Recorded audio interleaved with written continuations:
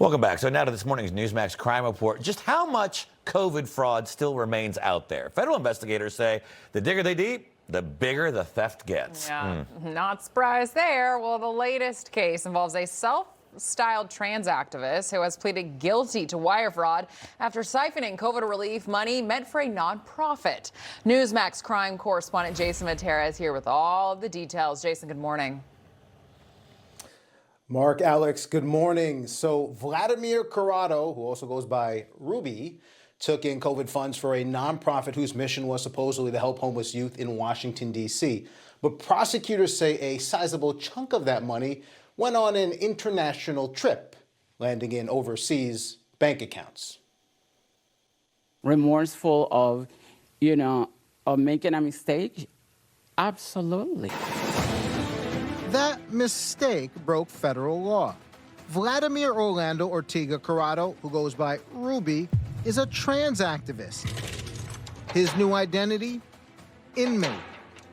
The Justice Department says Corado obtained a combined $1.3 million in COVID-19 relief funds in 2020 and 2021 for Casa Ruby, his D.C.-based nonprofit that supposedly provided housing services to homeless youth. Those funds were only allowed to be used for payroll, rent, or other operating expenses for the nonprofit, not for offshore bank accounts. But federal investigators say a paper trail of bank records traces at least $150,000 in COVID money landing in personal accounts Corado controlled in El Salvador. They say he even tried to conceal that money from the IRS. Altogether, according to court documents, nearly $300,000 was parked overseas. Prosecutors say Corado knew the risk. He certified that misusing COVID payments could make him criminally liable for fraud. And that's exactly what happened. Authorities say that in 2022, after financial irregularities at his nonprofit became public, Corado sold his home and fled to El Salvador, where a big chunk of that COVID money was sent. He was arrested upon returning to the U.S. in 2024 and faced multiple charges, including wire fraud. In total, the Justice Department accuses Corado of stealing more than $950,000 from taxpayers. And while life for him after prison looks uncertain, Ruby says one identity is finished. I'm definitely not running another nonprofit.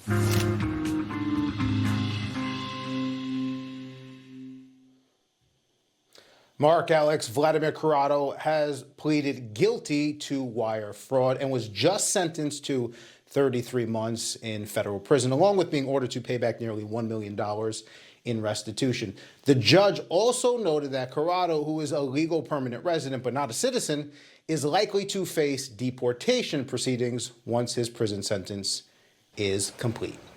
I don't know. Somebody else for them to go have margaritas with. It's just one story. The fraud is so deep, especially, these non-U.S. citizens coming in and defrauding, Americans. It is just so sick. Jason Mattera, really appreciate that report. Thank you so much. Information. Truth